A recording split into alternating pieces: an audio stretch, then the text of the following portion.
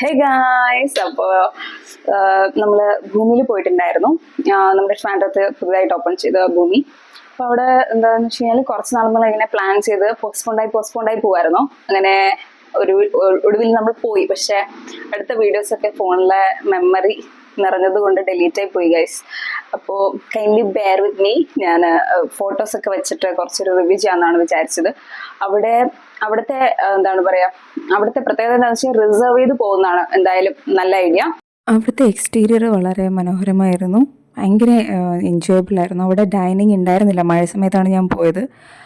അല്ലാത്തപ്പോൾ ഉണ്ടോയെന്നും അറിയത്തില്ല. അത് വെച്ച് നോക്കുമ്പം അകത്തുള്ള ഡൈനിങ് വാസ് പ്രിറ്റി ബേസിക്. മൊത്തത്തിൽ ഫുഡ് ഒരു എബോ ആവറേജ് പറയാൻ പറ്റത്തുള്ളൂ. അപ്പോൾ അവിടെ നിന്ന് ഓർഡർ ചെയ്തിട്ടുണ്ടായിരുന്നത് ബെറിറ്റൈഡ് എന്ന് പറഞ്ഞ മോക്ടെയിലായിരുന്നു. ദാറ്റ് വാസ് ഓക്കെ, കാരണം നല്ല ടേസ്റ്റ് ഒക്കെ ഉണ്ടായിരുന്നു. സ്വീറ്റ്നസ് കുറച്ച് കുറവായിരുന്നെങ്കിൽ എനിക്ക് കുറച്ചുകൂടെ പാലറ്റബിൾ ആയിരുന്നേനെന്ന് തോന്നി. It was creamy and delicious. അത് കഴിഞ്ഞിട്ട് നമ്മൾ സ്റ്റാർട്ടറായിട്ട് വിങ് സാമ്പിളറാണ് എടുത്തിരുന്നത്.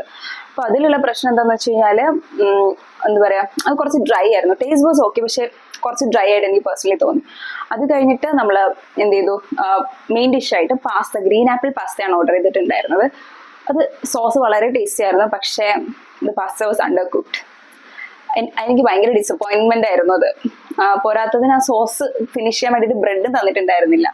പിന്നെ ഉള്ളതിൽ എനിക്ക് ഏറ്റവും ഇഷ്ടപ്പെട്ടത് ഈ ഡെസേർട്ടായിരുന്നു, double chocolate mousse. So if you are in Trivandrum, go try and let me know. By.